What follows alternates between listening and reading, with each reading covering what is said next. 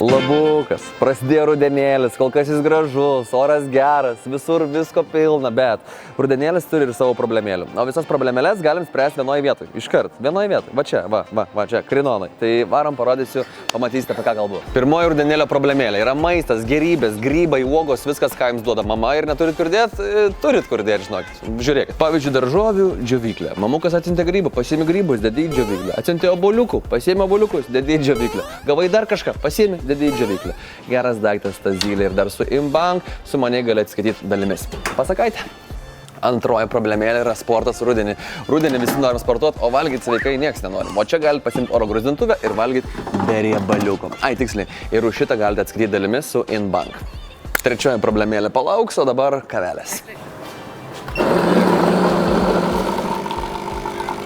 Naujausi zylės kavos aparačiukai, belia kiek pasirinkimo, kapsuliniai, visiškai automatiniai ir gali įsigyti su Inbank dalimis. Maisto ateičiai pasiruošėm, esam pavalgę, esam atsigėrę kavutės, reikia prapūsti šiek tiek ir galvą. Tai galite įsigyti ir tokių elektrinių dviračių, kur dėja, bet išplaukia ir trečioji problemėlė. Kaip tą dviratį įsitalpinti bagažinę? Žiūrėkit.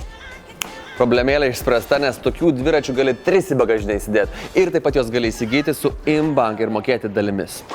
Žodžiu, Krinona yra laisvalaikio ir namų prekių parduotuvė tinklas, kuriame galite atrasti nuo keptuvės iki elektrinio paspirtuko ir taip pat galite su maniai bei patogiai atsiskaityti su Inbank moki 3 arba Inbank moki 10, nes sumanus atsiskaito dalimis.